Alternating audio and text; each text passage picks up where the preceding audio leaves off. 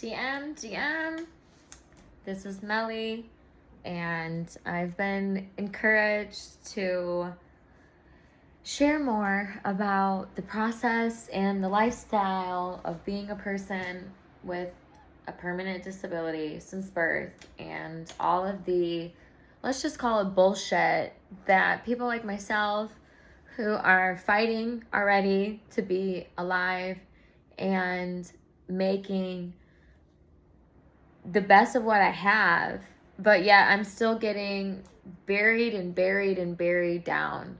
And it's by lots of voices and people that are either deferring me, or they're not educated, or they don't have all of the context, or they're just lazy and they don't want to assist.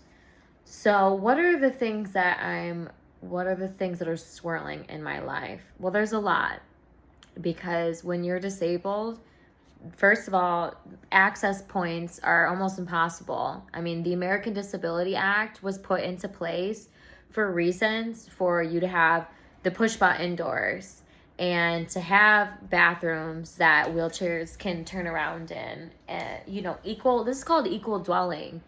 The fact that I can't get into the building or go get a coffee or a gelato or visit an art gallery or a museum because they don't have ramps on the sidewalk, there isn't parking. Parking can either be occupied by construction vehicles, which that's all the time here in my neighborhood.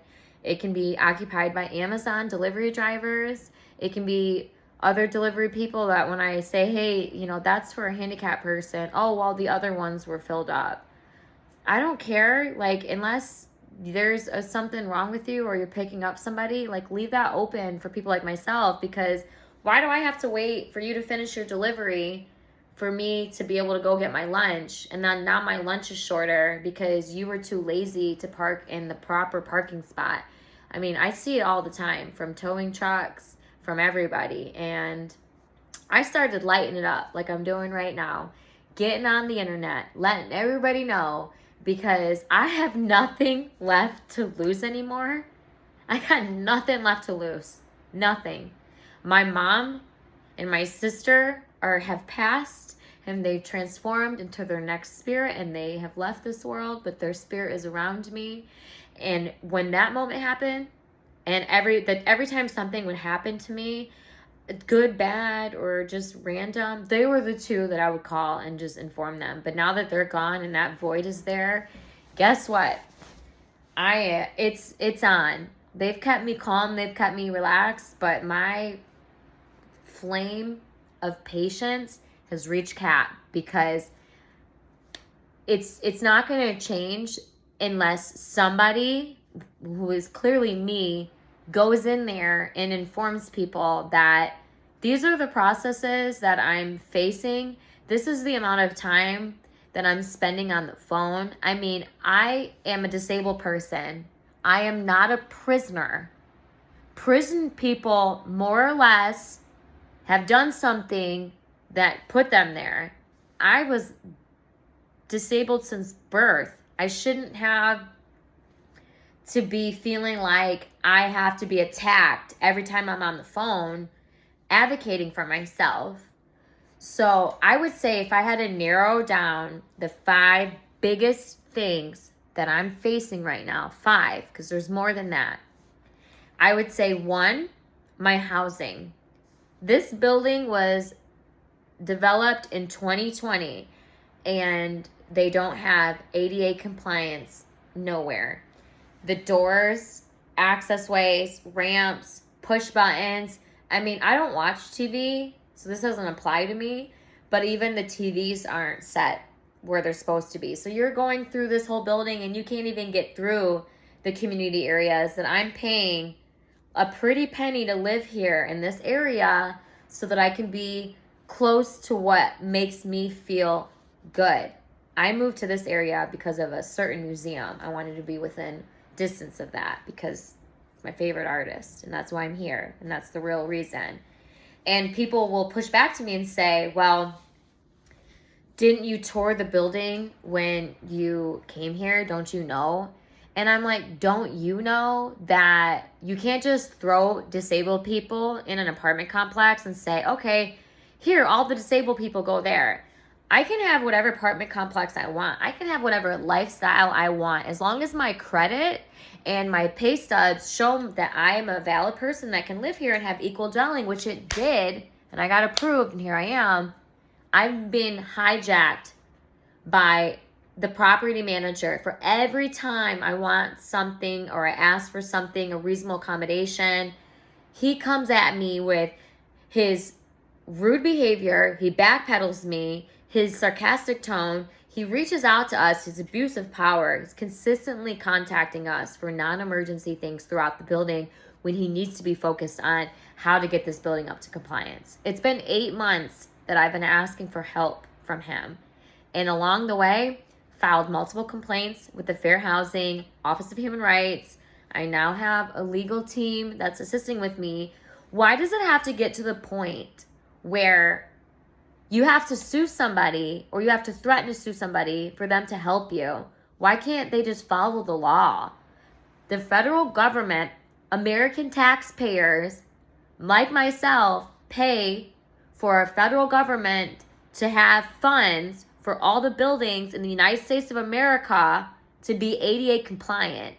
And Florida has all this shit going on with buildings falling down and construction being either not reviewed, not inspected, 5-10 years. How do they even get through? So yes, there's some big changes coming here in the real estate. And while they're changing people to be code compliant so that the buildings or whatever is going on with I am not a developer. I don't know the proper terms.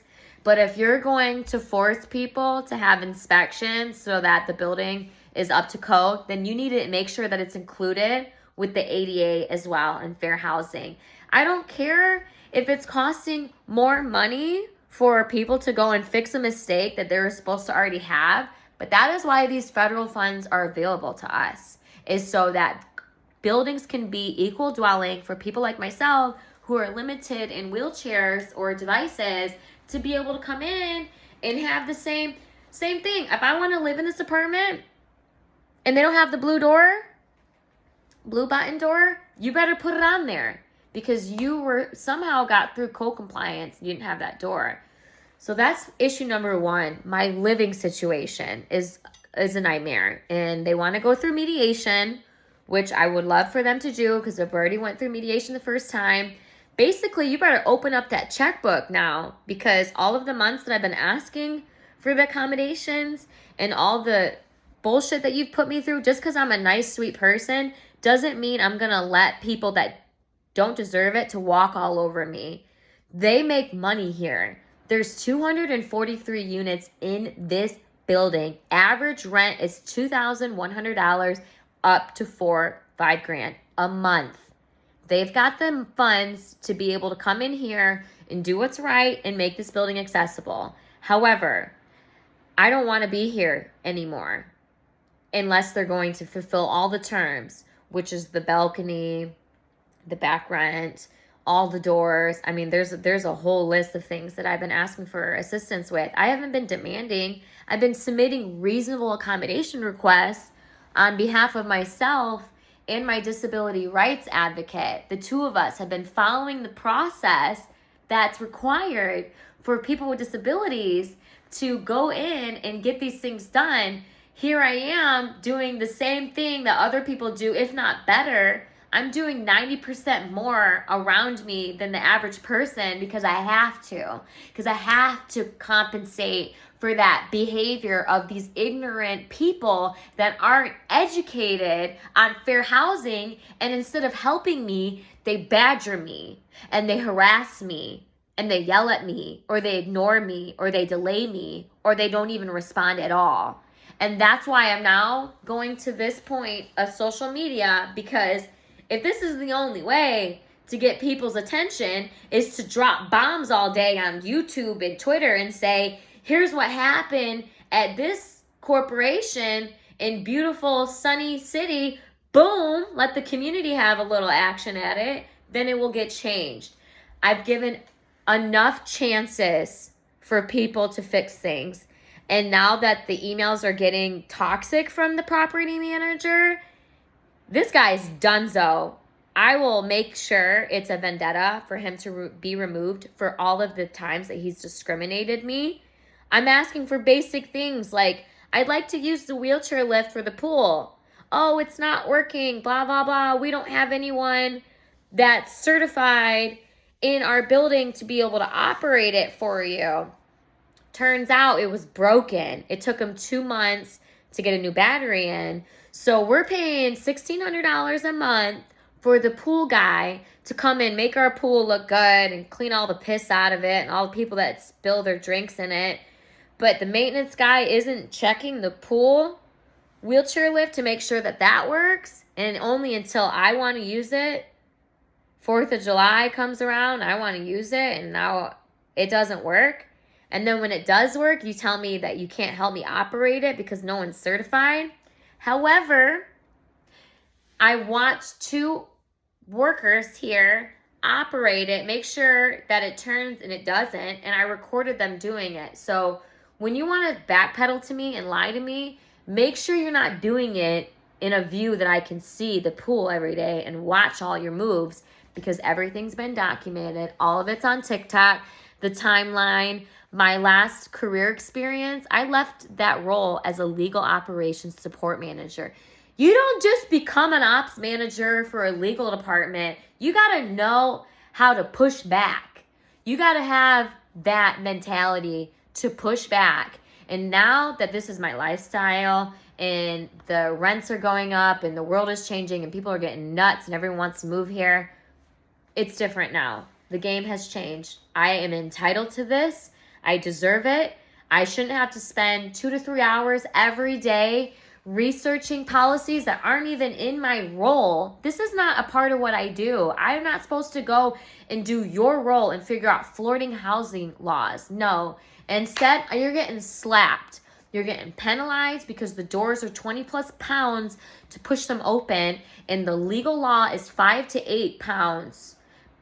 Except for hurricane doors, which those go up to 13 pounds. And you can go ahead and quote me if you want. I'll throw in the names of all the Florida housing people that gave me these resources, and you can go after them.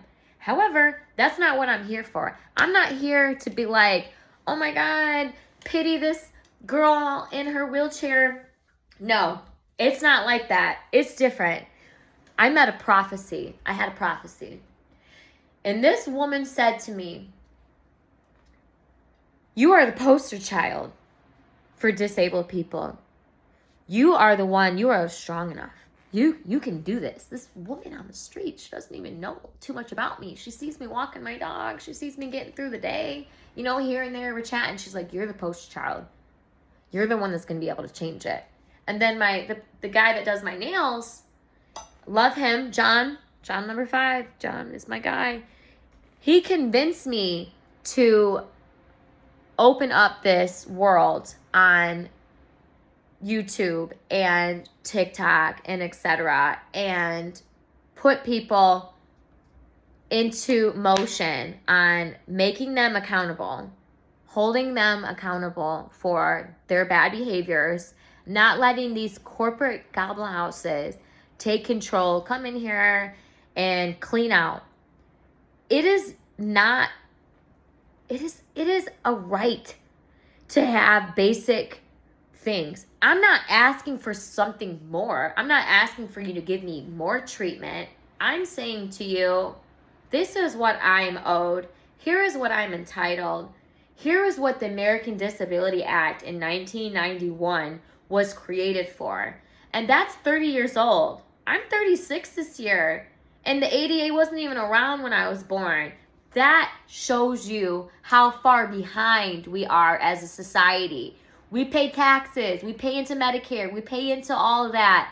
That is what that money should be used for, is to make sure that people like myself don't have to face barriers to get into the building to be a consumer of whatever it is. An apartment, food, lunch, art. Any person that steps in my way and gives me a problem, I'm going to roll you over, because I've reached out. I've asked everyone for help.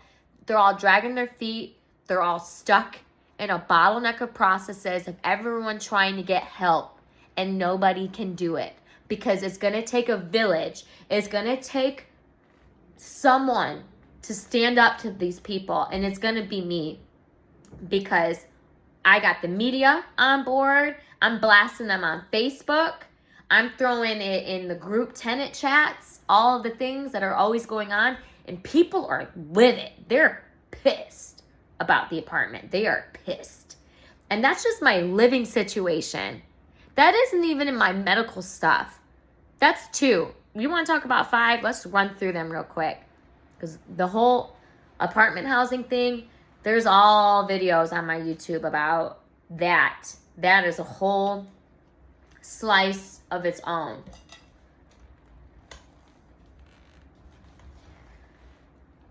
Number 2, my medical supplies. Breathe.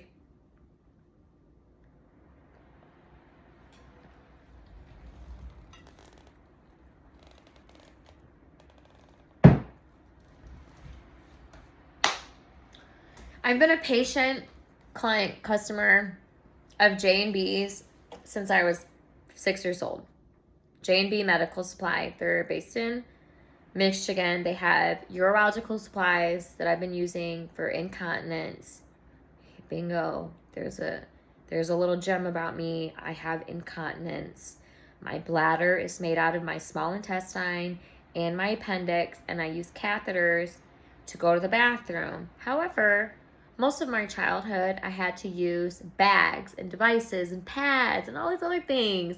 So it's like, haven't I paid my dues of going through layers that are painful and hiding all these things, hiding bags from people, big ass bags from people while I got shit and piss leaking from it? That's tough. And I nailed it. J&B Medical, specifically Barbara Sierra Adams, I'm going to throw you on blast. She's the director of customer service. Her and Terry, those two, they're great. They're just the nice 2 big old bitches together. Let's just say it like that. I have been recording the conversations of these 2 folks and how they have condescended me, pushing me down all these avenues about not releasing my supplies that I'm entitled to because they didn't have the right chart notes. So you're telling me that I've been with you since 6 years old, having the same supplies this whole time, and all of a sudden you guys have some changeover at the company. You guys switch over, so my usual person that processes the information is not there anymore, and you don't know what to do, and this has been a part of your company for, I don't know, 20, 30 years, whatever J&B is of age, and my supplies I'm entitled to with a valid prescription, with all the Medicare and all the insurance codes and all the medical necessity needs, 1,800 catheters, mind you. J&B is sitting on a lottery ticket. I call it a lottery ticket. We don't know what the world is going to happen. We don't know what's happening in the world. We don't know what's going to go down after this election. We already see it's happening in housing and people being laid off. Well, medical's next. They're going to get rid of the most vulnerable people, which is me. And I have the will to fight. Unlike some people who just do their thing. I'm not judging. I'm sober. 4 years. Weed is all I smoke. Drinking and all that other stuff, that stuff doesn't exist in my life. There will be people that can't handle situations like mine. And then they numb themselves. And then they lay in bed all next door. Why me? Why me? I have to wake up and walk my dog and meditate and do coffee. And it takes me hours to do the morning stuff before I even get on the phone to start calling attorney generals, the governor, the mayor. Advocates won't even help me because they don't know what to do. Fair housing complaints. I mean, you gotta file a complaint for everything. The BB&B, you gotta holler at everyone just to get eyes on them for them to do something because they won't do it. And J&B received all of the right chart notes. 1,800 plus catheters. contacted the insurance company, the direct medical supplier department, all the way up to the senior specialist. 2 hours it took me to get to that guy. His name is Mr. King. He's a king. We contacted the supply company. We spoke to Barbara over the phone. We three-wayed her 2 occasions, explained to her the claim process about how they just need to file a claim with that information, with the codes from Medicare, all of the things with the chart notes, the valid prescription with that date, and then the contractor at the insurance company would either say yes or no, and then the supplies are covered. The supply company isn't paying anything. It's the insurance company that's on the phone telling them what to do, and they still won't do it. She won't do it. She wrote it to me in email. We're not doing it. They made a mistake. They admitted that their fault, that they made a mistake. I've had the same prescription every year and nothing has changed. Nothing is going away. Why am I fighting tooth and nail to get basic things like housing and medical supplies? What next? What's next? I am done. I've reached cap. I reached cap. When my mom passed away and I got laid off from my job, that's when I realized this is the moment. I'm going to spend all of my time for all of the things that I need in my life to be a basic American person. I'm paying taxes. I'm doing the thing. I'm getting up. I'm doing the good. And I'm still getting knocked down by every single person that pushes buttons because they've never been in my shoes. They've never walked or rolled a mile in my wheelchair. They've never gone through these buildings. They've never had to insert catheters in their bodies 7 times a day, dealing with all this shit behind the scenes and still coming out with a pretty face and looking good and trying to be fun and charismatic because I want to show the world that disabled people are cool and that we can do it and we're strong and we can put up with that shit. Well, guess what? I can't. I'm done. I won't put up with it anymore. J&B, you're going down. 1701 Central, you're going down. Any other, mind you, excuse me, I'm from Detroit, motherfucker that gets in my way and takes something that I earned the right for, that I've gone through the process, I've gone through the medical, I've gone through all the things I was supposed to do, I've waited, I've never let my anger or my temper ever tick. Well, you ticked. When Mr. Del Greco sent me the email last week that started off with a sentence that said, Melissa, I don't know if you're being sarcastic or not, but you're making my job more overwhelming. That's how he started the sentence when I asked to use the wheelchair lift for the pool. And I sent that in our group chat of the tenants, and you want to know what they said? They said, why don't you write him back and say, hey, why don't you get in a wheelchair? Better yet, I'll let you borrow mine. And then you can roll around this building. You can tell me who's overwhelmed or not. And instead, you know, I know the legal work. I'm a legal operations support manager. Hit me 100 times. You'll never take me down. I will claw with my teeth across the ground before you take me down. That is what will happen. Instead, I said, you know, I'm really sorry, you know, Mr. Del Greco, that me asking to use the wheelchair is making you feel stressful at your job and overwhelming. You need to talk to your employer about that. And I CC'd the whole corporate team. Like, here you go. Because I don't think that they're even aware that this is going on. Because if they're aware of this is going on, it wouldn't have made it to this point. And the only reason why I've decided to open up and expand is because nothing's getting done. As much as I want to say everyone's trying, we've been trying since December. I've been getting fake promises, blank statements, ignored, denied. I'm getting hit in my body. It's killing me. And the more that people say to me, well, then you need to just move it out. Well, you need to just, because I shouldn't have to leave something that I worked my heart at to be here because they're not compliant. You think that that's a quick fix with the Band-Aid is just for me to leave. It's not. It's the righteousness And it's the principle. These people that are screwing the system and taking away things that belong to people like myself that are vulnerable, you're going to feel it. And I'm going to make sure that you dream about me in the middle of the night. Like, I can't believe I did that to that young girl. I should have just helped her when I had the chance. You should have, and you could have, and you didn't.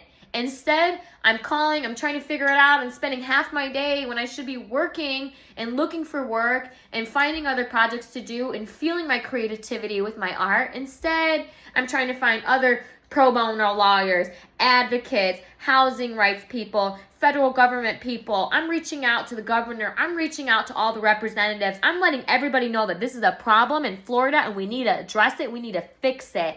I'm informing them that you can use me as your poster child. I don't care. God is protecting me. This bubble around me is golden and you can't burst it.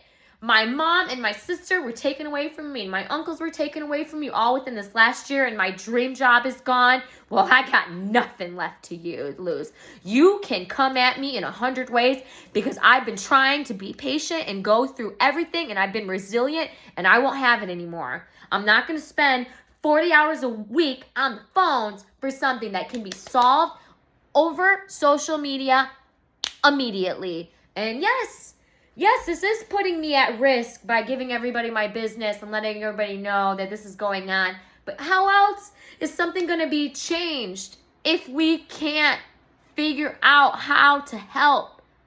If people are saying, oh, I didn't know, you knew.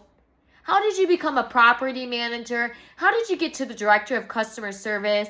If you didn't go through the trainings and the policies and the classes and the bullshit, you know you're doing wrong because you think it's going to cost you something because you use that money that it's supposed to be used for something else.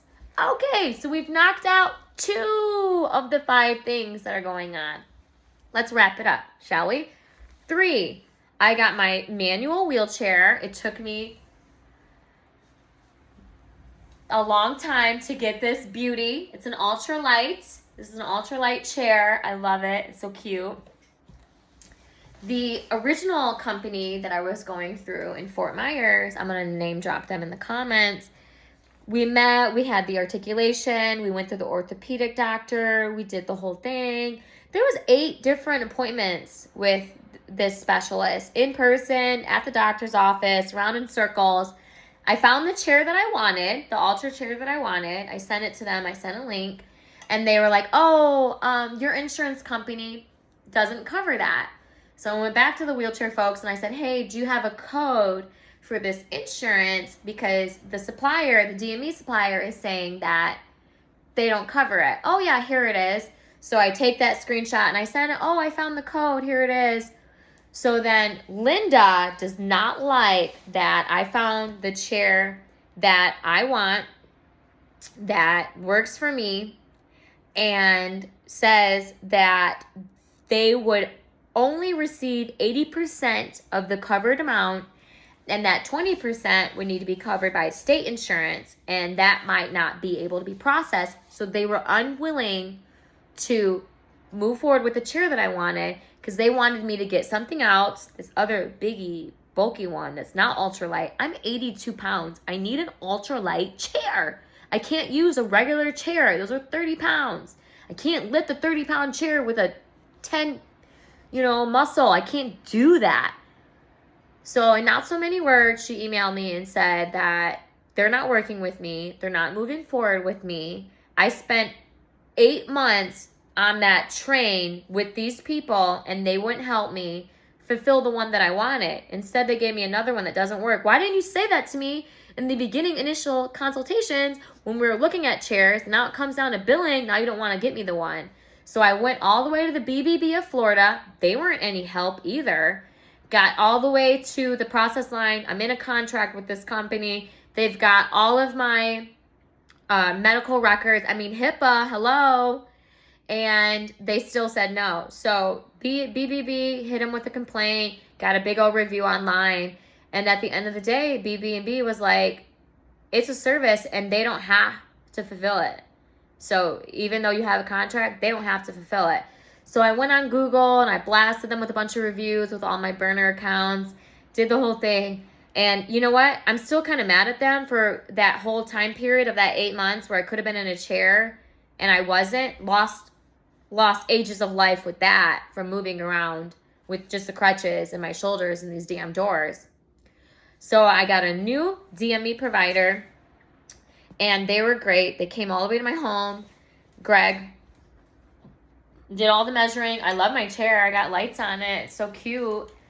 Come to find out, the insurance company did not cover the full amount. So they still fulfilled the wheelchair.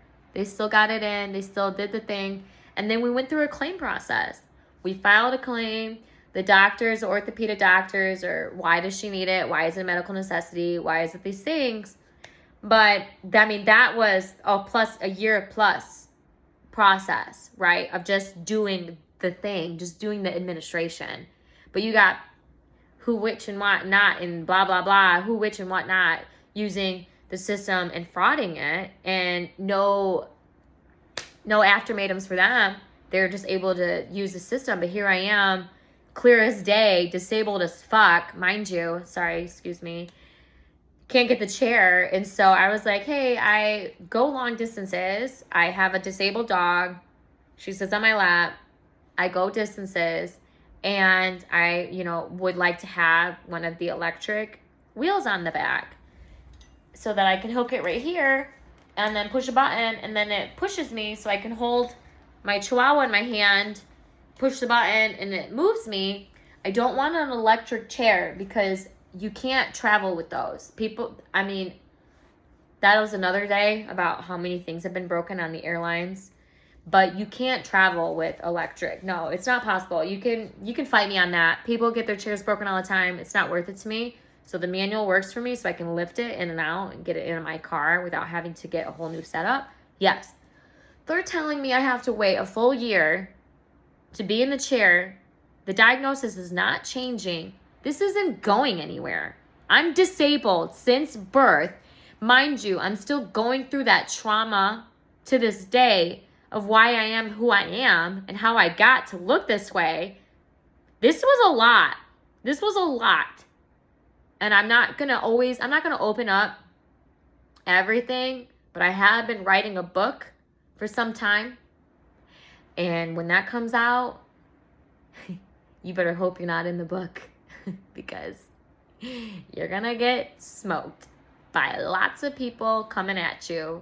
We got the army of angels, and we do it so aggressive yet politely. It's unimaginable. So now I have to wait until May of next year to ask for the wheelie thingy, because you have to first be in your wheelchair for 1 year. And then if the status of your condition doesn't change, then you can get the wheelie thingy. It's $7,000, or I would go and get it myself. Honestly, it's so important on my list of things that I need to do.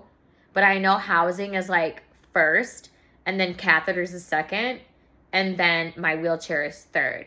That's 3 things. That's 3 huge mountains on my shoulders by myself that I have to navigate all day. I don't even know how I have the time to do things, do social events, go out, get lunch, do those things. I don't. I sit here on the laptop firing off emails all day, using Chat GDP and just blasting these people, trying to figure out how to move the needle. Because when I call, there's no record of it, and they don't, he said, she said, but I've been recording a lot of these conversations, so that's going to be coming out in the documentary when this is all exposed, mind you.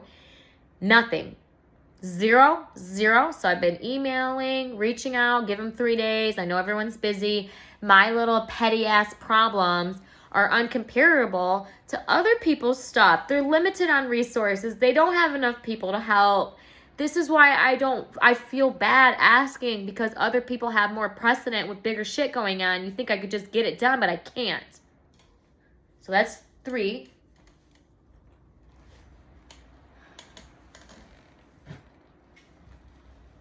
I'm not an angry person.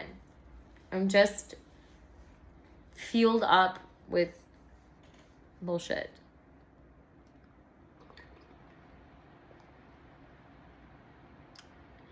And then 4 and 5.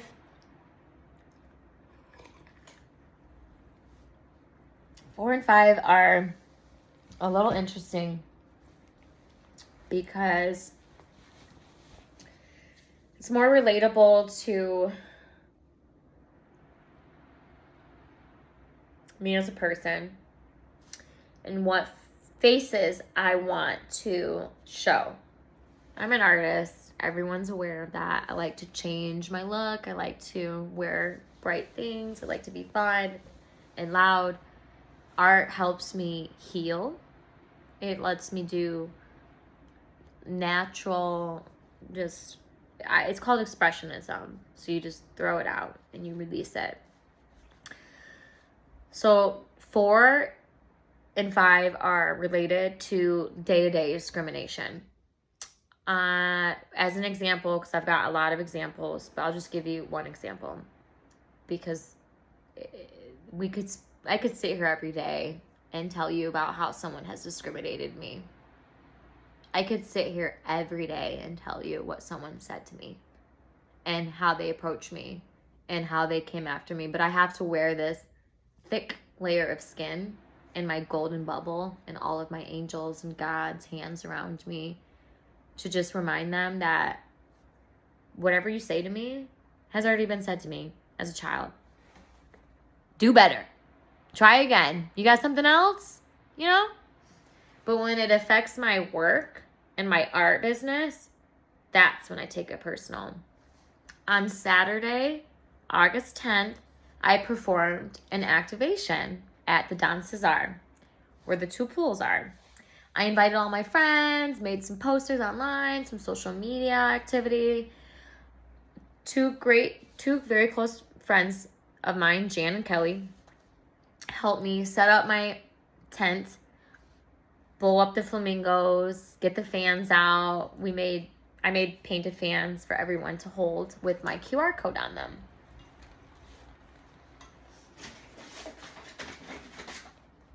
These are for a charity event that's happening on Friday, but imagine this, very colorful, with a QR code on them. So the QR codes lead to my story about having a disability and other things in that regard. So I did a really good job. I had tons of kids come over asking, like, what is she doing? You know, doing temporary tattoos for them. Every child that came up to me, they got like an ice cream keychain for free. I gave out crowns, fans. I sold a ton of art. My neighbors came through. They paid the $25 parking fee to come. They supported and spent hundreds of dollars on lunch and drinks. And I thought it went so well. I thought it was amazing. The other artists that were vending with me, they were like, oh my gosh, you're a marketing diva. I teach entrepreneurship classes, and everything that you're doing is what is the staple of my class. You are so good at branding. You are so good at your story. You are so good at amplifying yourself. And I was like, wow, thank you so much. This is my first time. You know, I was a little bit deferred because Suntan Art Gallery over at the Don Cesar parking lot had said to me that the juror didn't like my art, but it was really the frames. I didn't have the correct paint. So they said, you know, teach a class, do some vending, and submit your art again. Okay, so here I am following the steps that Cindy of the gallery had shared to me. Well, she gives me a call that Tuesday after the event, and she says to me, and I have it recorded, because I was walking Coco, and I was like, oh, you know, because my class was supposed to be the following day on Wednesday of that week. She says, the Don has uninvited you. You are no longer allowed to be back at the Don. And I was like, okay, what happened? Did someone get hurt? You know, did something happen with whatever? Maybe a temporary tattoo? Was there whatever? What's going on?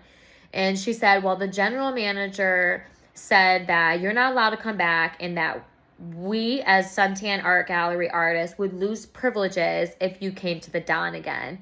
And I was like, okay, what's the general manager's information? Let me have a meeting with them. Let me try to clear up what happened. She won't tell me what happened, what the experience was. First of all, this lady feels obviously threatened that I'm a shining star and I can transform anything in my area and give everyone a sense of hope and just dignity, that there is humanity still existing. I'm out there doing the thing and I'm disabled as fuck. So she won't let me speak to anybody. She tells me that I can't contact anyone or they're gonna lose privileges, blah, blah, blah. So I was like, well, I'm gonna speak to the Don and I'm gonna try to get down to this. And she got upset that I was gonna contact them. She's like, don't do that, blah, blah, blah. And I was like, well, I have to, because I have the Don Cesar business card in my bathroom since before my mom passed. That my sister and we drove by it, and that was like one of the dream places that I wanted to have my art. So I submitted a catalog to them and all this other stuff before I became a vendor. So this is a big moment for me, the Don. So I was not going to accept, no, you're not invited again. So I contacted the Don and I got through the phone people and they patched me to someone's voicemail and it wasn't even the right person. It was like not even in the hospitality or events or whatever. And I left a message. So I waited because I know that they're busy. Again, I'm not trying to have my little petty ass problem take precedent of like real problems. So I waited a week. Nobody contacted me back. So I went to the Don that Monday. So the 10th was Saturday. That Tuesday, she told me I was uninvited. And then she canceled my Wednesday abstract class, $45 each person, and removed all my posts from social media. She took everything off the internet like I didn't even exist, all of it. Like, but you're still promoting people for October, but you're going to cancel my class? Okay. So I go to the Don and I go to the front desk and I said, hi, I would like to know if I can talk to somebody about something that happened to me.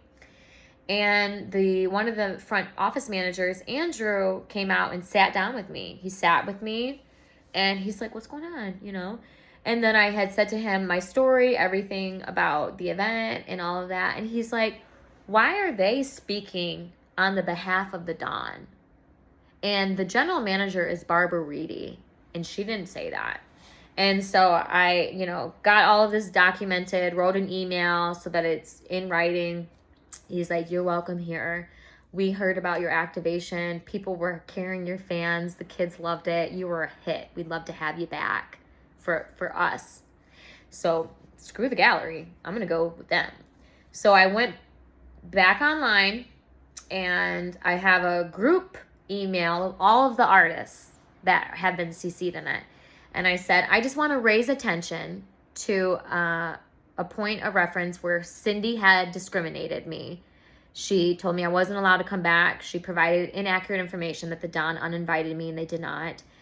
She canceled my class and now she's telling me I can't return. Even though that Saturday or Sunday, she asked me, how did it go? Apparently she was there. I don't think she was there. If she was there, she would have walked over and checked on me. She lies through her teeth and she doesn't understand that I can see that from a distance when someone's lying. Like, keep going. Because keep burying yourself because that's what's going to happen. Okay? So I sent the email to all the artists. Like, I just want everyone to be aware that this had happened and these are the steps and I just put like bullets, like this date, this date, this date. So if it happens to anybody else, I would like if you could reach out to me and we can talk about it, because it's not fair that only a small amount of us are being discriminated because we're so successful and we're so good at what we do that we can't be there now, even though there's no reason. So the Suntan Art Center hits me with a certified letter at my door. I had to like sign for it at the post office. Not from a legal department, but they hit me with a certified letter. And I have a legal team now, so they're reviewing it, because you can't tell someone something and not give them like full context. Be like, you're uninvited. blah, blah, blah. What happened? What did I do? I didn't do anything. I am a clean person. I'm polite when I don't have to be. And I make sure that everyone else around me is always taken care for before me. You know when they say that you're supposed to put your oxygen mask on first before you put others? I'm not that person. I'm going to the kids and I'm putting the kids on first and then I put mine on. And I know that's not the way to do it, but God will give me enough strength to make sure that I get through it. So number 4 just circles and encompasses a day-to-day interaction, day-to-day, sometimes multiple times a day, of discrimination. And I am now going to put them on blast. Every time that this happens to me, I'm just going to pull up my tripod, flick it on, read off whatever it was said, whatever they want to tell me, and be like, audience, what do you think about this? What do you think about a person who can barely get out of bed every day, hauls down a 10 foot by 10 foot tent with all of the art, everything meticulously, doing it, giving it out, making these vibrancies, and then not even an apology, not even an I'm really sorry. No, just a flat out lie. The Don said you can't be here, which is inaccurate because the Don said they shouldn't be speaking on their behalf. So Cindy, you're on that list of everybody else of like making sure you feel it, because I don't know why people are so threatened by me or whatever her energy is. Maybe she's like, oh my God, I can't believe she's able to do all these things. I'm not making excuses for who I am. I worked so hard to get that activation. I stare at the business card. I manifest them. It's right next to my postcard about working for the previous company that I worked for, Yuga Labs. Yuga found you. Yuga picked you. That's my vision. Where do you want to be? Those are the places, right?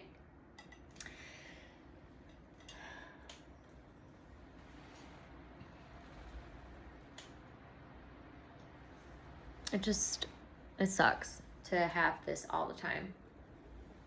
And last but not least, number 5, it goes, because I want to do an hour video a day, because I feel like that helps with the day in the life of like, here's what's going on right now. Here's the challenges that I'm facing. So I'm going to do an hour every day. And I reached out to a handful of Sundance directors, and I'm like just been shooting them my YouTube like, hey, I think we should make a story, because it's not only fulfilling goodness, it's also exposing. And when that woman that hardly knows me, only knows a little bit about me, says to me that I'm the poster child of disabled people, she's right.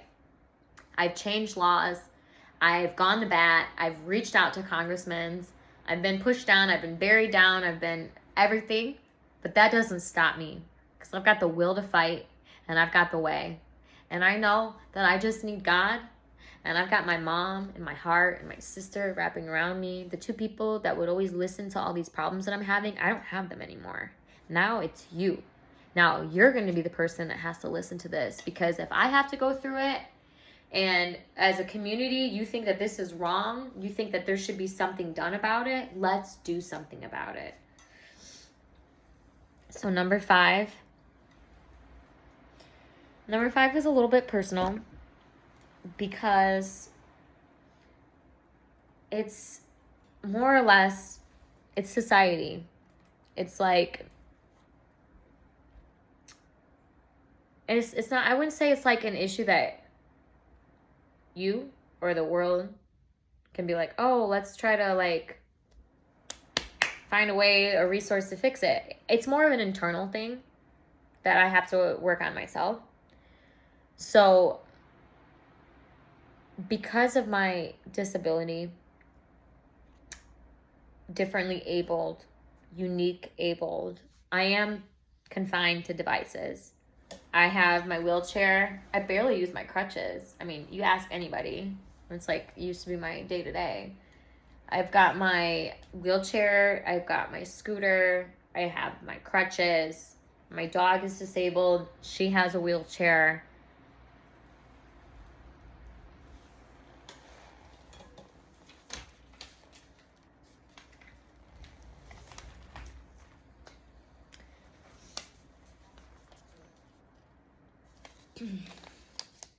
Society treats me different because of these things. You know, it kind of goes back to one of the earlier statements of just like being able to access the building. Well, even when you access the building, there isn't like accessible seats or parking. And if there is, it's occupied by someone that's unauthorized or isn't aware or is aware and just acting like they don't care. And when I lived in Detroit, I'm from Michigan, and I lived in a warehouse for a long time in Detroit in the art scene, and I lived downtown. When I came back to America, I was living in Colombia, and I came back to America. I saw the world differently because I was abroad for 18 months that time. So like becoming Americanized, I guess, again, was like, you know, whoa, how, geez, right? So I went like, just here's like a basic story. And some of you remember this. I'm sorry, my DMs, I'm gonna wait for that one to disappear. When I was getting a bagel on 8 Mile, on Einstein. Anybody know the 8 Mile? It knows this is in Ferndale though, so it's not like Detroit. I was living on couches. So I was like bouncing around and trying to find a place to live. And I'm sorry, just a quick tick.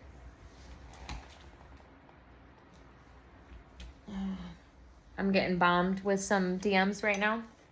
Anyways, let's finish the story because I want to get this all together. So I'm going to put on this do not disturb mode like I had this morning and tell people to leave me alone. Okay. I went to get a bagel, and there was a person that was parked the handicap spaces. Handicap, put your car here. Handicap, put your car here. This person parks their vehicle on the lines like that. Some jerk. So I had to park at the end, and another person was in a wheelchair, and they were like unloading themselves at the end because this person was ignorant. So I waited for him to come out, and I was like, yo, homie, what's up? You know, he's like, are you law enforcement? I was like, no, but are you disabled? Because if you are, I understand, but you should make it so that you park. Because you don't know if someone's invincible disabled and they just forgot to put their tag up, right? They might have dyslexia. We don't know everyone's situations. But in this case, this guy was an asshole. So he parks in this middle, and there's 2 spots here. So the moral of the story is like, this is an everyday thing for me.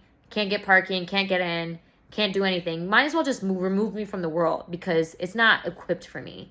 So I'm like, hey, I need to park here, and this other person at the end of the parking lot needs to park here too. Can you move your car so that we can have an open space? And he's like, what are you going to do about it? What are you going to do about it? And then he starts telling me that Messiah is going to wipe me out. And he starts reading off these verses about how disabled people are cockroaches to the world and all this other shit. I mean, this man was nuts. Old black man. Crazy. I got my phone out now at this point because I thought he was going to chuck my dog. I thought he was going to kick my dog and kill her because he was getting aggressive. Instead, he puts his hands on me and chokes me didn't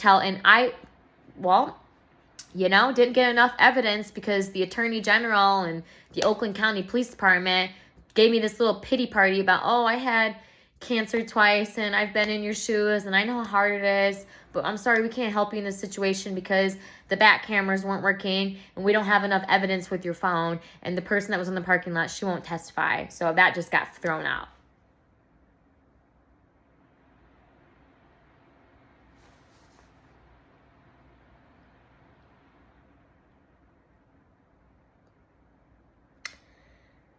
When these moments happen to me and then I have to reflect on them, I go through and I analyze every little detail, and I say to myself, what did I do? What did I do?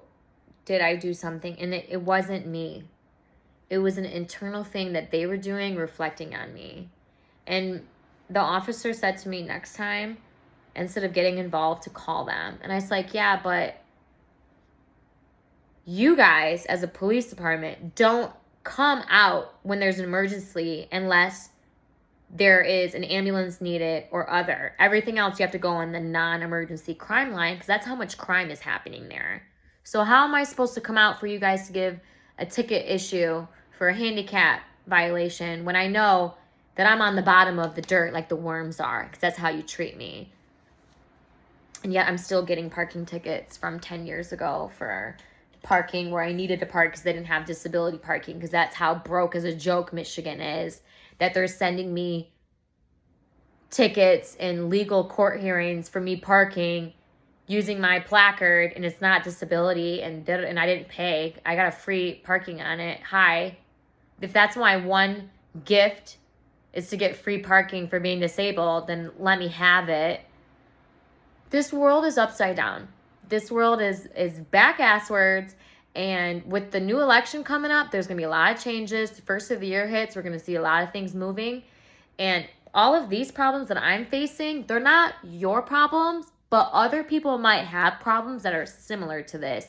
So if we throw all of these issues in a blender and smooth them all out and start working on them together, we can cohesively find ways to fix these gaps in the processes that are supposed to be in place for people that have ADA issues. And mind you, when we're done with this conversation, I'm going back on my email and I'm going to follow up with every single media, attorney general, the mayor, every single thing that I have in lanes right now, the trains that are moving.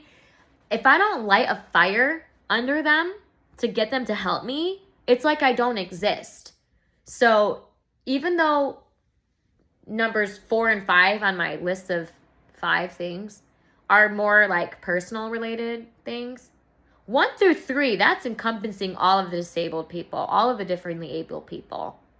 And that to me is enough to dedicate my life to make a change as the so-called poster child, because there's a will, there's a way.